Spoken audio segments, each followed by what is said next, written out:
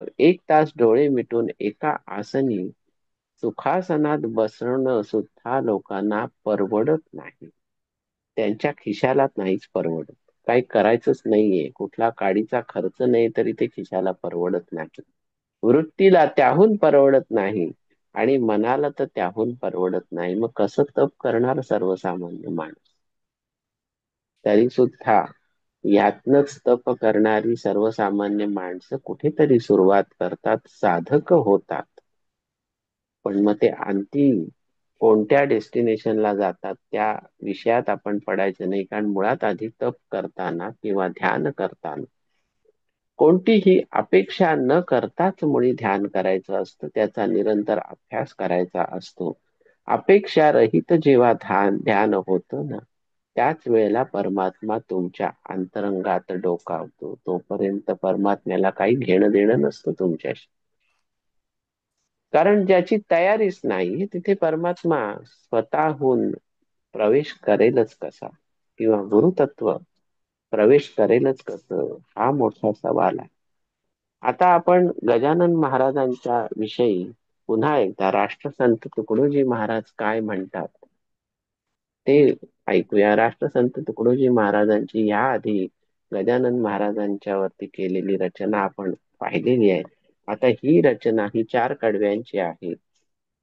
आता राष्ट्रसंत तुकडोजी महाराज ही सुद्धा एक विभूती होती, पण त्यांनी काही चमत्कार केलेले नाहीत म्हणून त्यांना राष्ट्रसंत म्हटलं जातं, नुसतं संत म्हटलं जात नाही. कारण राष्ट्रसंत का, तर त्यांनी त्या काळी समाज जागृतीसाठी जो निद्रिस्त समाज आहे, पारतंत्र्यात जो समाज आहे, त्याच्या जागृतीसाठी जी काही कवनं केली, की जो अतिशय जडशीळ असा समाज झालेला आहे त्याला चेतवण्यासाठी, अरे बाबा राष्ट्रासाठी काहीतरी करा म्हणून त्यांनी जी काही कवनं केली, जी काही शाहिरी काव्य केली, त्यांना राष्ट्रसंत तुकडोजी महाराज अशी पदवी लोकांनीच दिलेली आहे.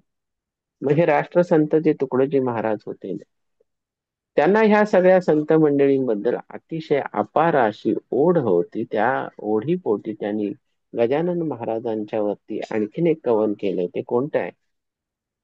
ते भजन आहे की धन्य धन्य श्री संत गजानन शेगावी प्रगटले, अनुभवे येती जगाला भले, देही असोनी विदेह स्थितीचे दाखवती दाखले, पाहता जननेत्री रंगले,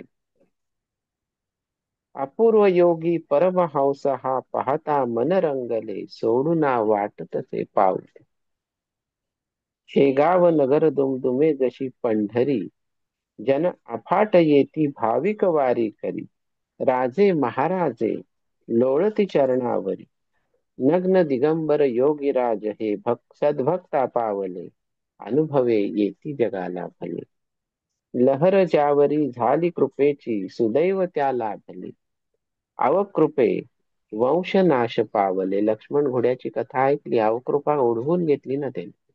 मग अवकृपे वंशनाश पावले, तीर्थ प्रसादे मरणोन्मुख जे, ते रोगी उठविले, औषधी विना सिद्धी पावले. जानराव देशमुखाची कथा ऐकली आपण, तीर्थानी व्याधी बरी झाली. मग इथं तेच आहे, लहर तीर्थ प्रसादे मरणोन्मुख जे, ते रोगी उठविले, औषधा विना सिद्धी पावले, शब्द मुखातून निघे जणू ते दैवी बाण सोडले, सत्याची होती न कधीही ढळे. जे बोलणं होतं ते जणू काही दैवी बाण होते असं राष्ट्रसंत तुकडोजी महाराज म्हणतात. आणि ते कधीही असत्य झाले नाही त्यांचं बोल. संतांचे बोल असत्य कशी असतील? मग हेच तर राष्ट्रसंत तुकडोजी महाराजांनी सांगितले.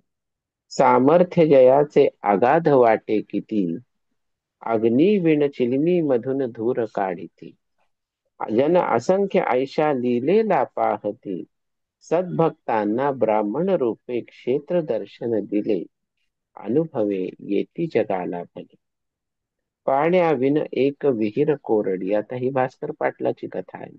पाण्याविन एक विहीर कोरडी, पाणी न लागे तिला, संत हा अचूक तैला भला, कृपादृष्टीने लहर फिरवता, ओहोटा ते पावला, झरा बाहेरी वाहू लागला. जला बंबती विहीर कोरडी खुश झाली दाहला करी लोटांगण पायी फला. धन्य हा अवलिया विदेह जनका परी राहतो कुठेही खातो चून भाकरी. जाऊनी पाणी पीतसे नाली आवरी अनासक्त हा जगती राही लोक पाहती खुले अनुभव येती जगताला भले. जरा द्रोह ना म्हणे मारुती मुले ऊस घेऊन सगळ्या कथा आपण या पाहिलेल्या आहेत. जरा द्रोह ना मनी मारुती ऊस मुले घेऊन हासती धन्य धन्य म्हणून खेळती नाना परी लेकरे अति उर्मट होऊनी जरा ना क्रोध तयांचे मन. खेळती कुस्ती धावूनी पोरे कठीणाची वज्राहुनी भासले संत गजानन मुनी. हरुनिया गर्व ते पायी सर्व लोळती कितीतरी कीर्ती ही त्यांची दिगंताप्रती. काय मी सांगू हो न चाले माझी मती तुकड्या दास म्हणे संतांचे अतर्क्य गुण नांदले अनुभवे येती जगताला भले. ही राष्ट्रसंत तुकडोजी महाराजांनी चार कडव्यांची रचना महाराजांच्या उद्देशून केलेली आहे. त्याच्यामध्ये ज्या कथा आपण बघितल्या, जानराव देशमुखाची कथा आहे, भास्कर पाटलाच्या कोरड्या विहिरीला फोडलेला पाझर आहे, उसाचा मार खाल्लेला आहे मारुतीच्या मंदिरामध्ये, हरिपाटलाचा माज उतरवलेला आहे, हे जानराव देशमुखाची व्याधी तीर्थांनी बरी केलेली आहे. ही सगळे कथानक त्याच्यामध्ये न घेता चपखल अशा भाषेमध्ये राष्ट्रसंत तुकडोजी महाराजांनी हे वर्णन महाराजांच्या स्तुतीपर केलेलं आहे. ते फार सुंदर आहे म्हणून ते सांगावंसं वाटलं. काल आपण म्हटलं होतं की 14वा अध्याय संपलेला आहे आणि आता आपण 15व्या अध्यायाकडे आलेलो आहोत. तर आता त्या 15व्या अध्यायातली एक कथा आपण आज बघूया. 15व्या अध्यायामध्ये 2 कथा आहेत, त्यातली एक कथा आज आपण बघणार आहोत. पण ती कथारूपाने न सांगता दासगणूंनी त्याचं जे अतिशय जिवंत शब्दचित्र रेखाटले, त्या शब्दचित्राचा आधार घेऊन आज आपण त्यातल्या काही ओव्या वाचणार आहोत गजानन विजय ग्रंथातल्या. त्याच्यामधनं ही जी कथा आपल्याला सांगायची, पोचवायची आपल्यापर्यंत, ती आपोआप पोचणार आहे, कारण शब्द कळा आणि शब्द लिहिलाच मुळे एवढी चपखल आहे.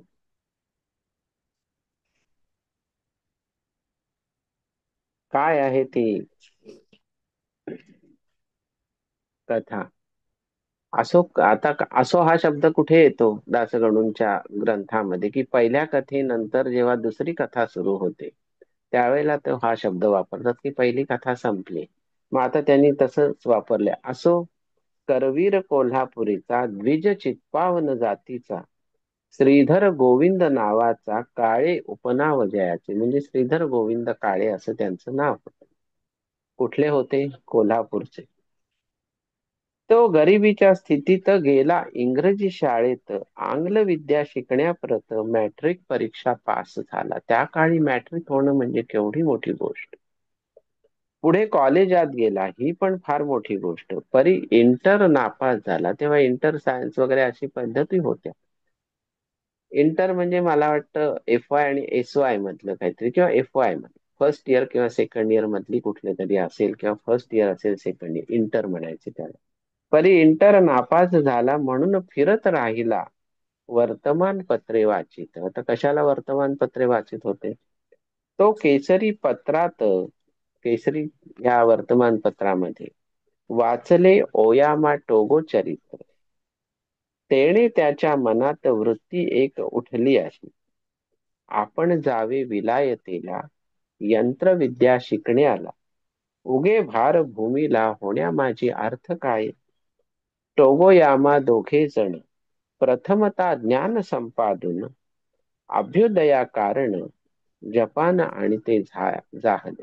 म्हणजे हे टोगोयामा जे कोणी होते त्यांचं चरित्र त्या केसरी वर्तमानपत्रामध्ये त्यांनी वाचलेलं असावं आणि आपणही त्यांच्या देशाला काहीतरी ज्ञान संपादन करायला जपानला जावं असं त्यांच्या मनामध्ये घेतलं. हे चरित्र वाचून वास्तविक त्या काळी जपानला जाणं हे काही सोपं काम होतं का? मुळात पैशांची जुळवाजुळव, तिथं जाऊन तिथे पाय रोवून उभं राहणं ह्याची काय शाश्वती, कोणाच्या तर्फे जाणार, कुठला संदर्भ घेणार जपानला जायचंय तरी. पण आपल्याला त्यांना असं वाटायला लागले की आपण ही यंत्रविद्या शिकावी, त्यांनी जशी केली तशी. आणि त्यांनी जसं जपानला त्या यंत्रविद्येमधनं काहीतरी भरभक्कम असा हातभार लावला जपानच्या एकंदर प्रगतीसाठी, तसा आपणही आपल्या देशासाठी त्याचा उपयोग का करून घेऊ नये, याच करता त्यांनी जपानला जायचं ठरवलं. टोगोयामा दोघे जण प्रथमतः ज्ञान संपादना अभ्युदया कारण जपान आणि ते जाहले. तैसे आपण करावे मायभूमीस उद्धरावे, ऐसा विचार त्याच्या जीवे, घेतला परी इलाज ना. द्रव्याची न लगे संगत, कोणीही ना करी मदत, घरची गरिबी अत्यंत काय करतो बिचारा. तो आपल्या मित्रासी आला भेटण्या भंडाऱ्यासी, म्हणजे हे विदर्भातलं जे चंद्रपूर, नागपूर, भंडारा, त्या भंडाऱ्याला त्यांचे मित्र कोणीतरी राहत होते. जो मनरो हायस्कूलाशी होता एक शिक्षक, म्हणजे यांचा मित्र भंडाऱ्यामध्ये मनरो हायस्कूलामध्ये शिक्षकाच्या पदावरती होता, त्याला भेटण्यासाठी हे श्रीधर गोविंद काळे भंडाऱ्याला आले. त्याशी विचार आपला श्रीधराने कळविला, तो त्यालाही पसंत पडला. मित्रांचं बोलणं झालं की बाबा, अरे मी आता इंटर नापास झालोय, काही कामधंदा नाहीये, मी असं असं केसरी पत्रात ते चरित्र वाचलेलं आहे, तर मला अशी इच्छा उत्पन्न झाली की जपानला आपणही जावं, यंत्रविद्या शिकावी. पण पैशाची काही संगत लागत नाही, घरी तर काही पैसा मागणं शक्य नाही, काही उत्पन्नाचं साधनही नाही, गरिबी आहे, आणि माझ्या तर खिशात दमडा नाही, पण कोणी मदत करायला सुद्धा तयार नाही. मी अनेक ठिकाणी फिरलो आहे, की कोणा सावकाराकडे गेलो, उमरावाकडे गेलो, पण त्यांनी माझं हसच केलं की काय, काहीतरी करू नका, आम्ही काय पैसे देणार नाही तुम्हाला. मग तो श्रीधराने कळवला विचार त्यालाही पसंत पडला, परी पैशाची वाट काय, मित्रा एक पैशा विणे काही नाही जगी होणे, दारिद्र्याने मनीच करणे मनोरथ बापारे, मनोराज्य बापारे. चाल जाऊ गावाला आपल्या जन्मभूमीला, त्या करवीर कोल्हापूरला, इकडे उन्हाळा विशेष. ते एप्रिल मे महिन्यात कधीतरी गेले असतील, शाळांना सुट्ट्या लागल्या असतील, आणि मग ते काय म्हणतात, आपल्या जन्मभूमीला म्हणजे करवीर कोल्हापूरला जाऊ, इकडे भयंकर उन्हाळा आहे हा विदर्भातला. दोघे बसले गाडीत, समर्थांची ऐकून कीर्त, उतरते झाले शेगावात, साधू कसा तो पहावया. पोस्ट मास्तराच्या दारी सामान ठेविले सत्वरी, आतुरता मोठी अंतरी समर्थांना पाहण्याची. दोघे आले मठात, समर्था केले दंडवत, बैसते झाले जोडून हात स्वामींची या सन्मुख. मनोदय श्रीधराचा समर्थानी जाणीला साचा, म्हणाले उगीच परदेशाचा विचार वेड्या करू नको. अवघेच काही येथ, अवघेच काही आहे येथ, अर्थना भौतिक शास्त्रात, सेवी अध्यात्म विद्ये प्रत, म्हणजे कृतार्थ होशील तू. त्या योगे विचार क्रांती, काय बघा, एक विचार सोडला की भौतिकाच्या मागे नको लागू, अध्यात्म विद्येचं सेवन कर. महाराजांनी हा संदेश बोलून मोकळे झाले महाराज. त्या योगे विचार क्रांती श्रीधराच्या झाली चित्ती, कोल्हापूरची एक व्यक्ती आठवली या समयास त्या. ते स्वामी कुंभार गल्लीचे होते कोल्हापुरीचे, बोलणे याच परीचे होते हमेशा भक्तांशी. तैसेच हेही गुरुमूर्ती भक्तांसवे भाषण करतील, याचा उलगडा चित्ती काहीच माझ्या होईना. ऐसे श्रीधर आणिता मनी, महाराज वजले गरजोनी, हिंदुस्थाना सोडून उगाच कोठे जाऊ नये. अगणित करावे पुण्य तेव्हाच होते येथे जनन, या भौतिक शास्त्राहून योगशास्त्र समर्थ असे. ते योगशास्त्र येते ज्याला, तो न मानी या भौतिकाला, योगशास्त्राहून भला अध्यात्म विचार श्रेष्ठ असे. तो जमल्यास करून पाही, कोठे ना आता जाई येई, ऐसे समर्थ बोलता पाही श्रीधर चित्ती आनंदला. विचार परिवर्तनच झालं ना महाराजांच्या पुढे गेल्यानंतर. पश्चिमेचा मावळला तोच पूर्वेकडे आला, विचार सूर्य त्याचा भला, श्रीधरा सुखी करण्यास. एका संता वाचून विचाराचे परिवर्तन, कोणी न करू शके आन, सत्य एक त्यांनाच कळे. महाराज म्हणाले या ठाई, अभ्युदय तुझा होईल पाही, कांता वाट पाहते गेही तुझी कोल्हापुराला. जा आता मित्रासहित आपल्या कोल्हापुराप्रत, तेच पुढे झाले सत्य श्रीधर लौकिका चढले हो. म्हणजे ते इंटर नापास झाले, त्यांनी पुढे कॉलेजचं शिक्षण पूर्ण केलं आणि मग काय झालं, श्रीधर BA MA झाले, प्रिन्सिपॉल त्या नेमिले. शिवपुरी कॉलेजाशी भले, सिंध्यांची या राज्यात मध्य प्रदेशात शिवपुरी येथे त्यांना प्रिन्सिपॉल पदावरती त्यांची नेमणूक झाली. संत साक्षात ईश्वर चालते बोलते भूमीवर, त्यांच्या कृपेचा आधार जया मिळे तोच मोठा. पहा काळे श्रीधराला दर्शनाचा योग आला, म्हणून वृत्तीत फरक पडला, खरे तेच शोधावया. हे पीक संतांचे याच देशी यावयाचे, वृक्ष नंदनवनीचे अन्य ठाई न येती होय. हे वर्णन दासगणू महाराजांनी केले. किती सुंदर रीतीने ही कथा दासगणू महाराजांनी ह्या ओव्यांच्या द्वारे सांगितलेली आहे.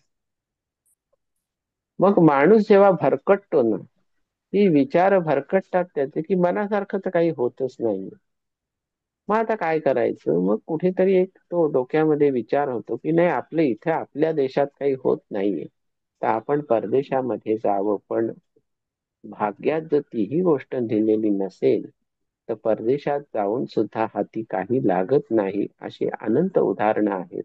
मग त्या काळी महाराजांनी त्यांना परावृत्त केलं परदेशाला जाण्यापासून. आणि ते काय म्हणाले की अगणित करावे पुण्य तेव्हाच होते येथे जनन. येथे म्हणजे ह्या भरतखंडामध्ये तुमचा जन्म होतो. अगणित करावे पुण्य. मग जम्बूद्वीप हे धन्य धन्य आहे पहिल्यापासून, असं अनेक संत म्हणतात. जम्बूद्वीप म्हणजे हा तू हिमाचल अखंड भारत. तर इथे जन्माला आलायस, उगाच विलायतेला कशाला जातोस? आणि उगाच असं समजू नकोस की आपल्या भूमीला फार आहे. इथेच तुझा भाग्योदय होईल आणि इथेच तुझं सगळं जे काही जीवन कार्य आहे ते होईल. फक्त एक लक्षात ठेव, भौतिकाला आपलंस कर, मी नाही म्हणत नाही, पण अध्यात्म विद्येचं सुद्धा सेवन कर, असं महाराजांनी त्यांना संदेश दिलेला आहे. मग श्रीधर गोविंद काळ्यांनी महाराजांच्या त्या दर्शनामुळे त्यांच्या चित्तवृत्तीत जो पालट झाला, त्या चित्तवृत्तींना अनुसरून श्रीधर गोविंद काळ्यांनी काही साधना केली का, ध्यान धारणा उपासना काही केली का, ह्याचे तपशील कुठे आपल्याला उपलब्ध नाहीयेत. कदाचित ते उपलब्ध झाले तर त्याचीही चर्चा आपण करू. पण त्याच्यामध्ये एक ओवी अशी आहे की महाराजांना भेटल्यानंतर आणि महाराजांनी त्यांच्याशी संवाद साधल्यानंतर श्रीधर गोविंद काळ्यांना कोणाची आठवण झाली की कोल्हापुरात पण आपल्या अशी एक विभूती आहे, हे स्वामी कुंभार गल्लीचे. त्यांचं भक्तांशी बोलणं अशाच पद्धतीचं सांकेतिक भाषेत आहे. त्यांना त्यांची आठवण झाली. तर हे कुंभार गल्लीचे स्वामी म्हणजे नेमके कोण, त्यांच्या विषयीच जे काही माहिती आहे किंवा त्यांचं जे काही त्रोटक चरित्र आहे, त्याची चर्चा आपण पुढच्या भागामध्ये करूया. तोपर्यंत जय गजानन. जय गजानन.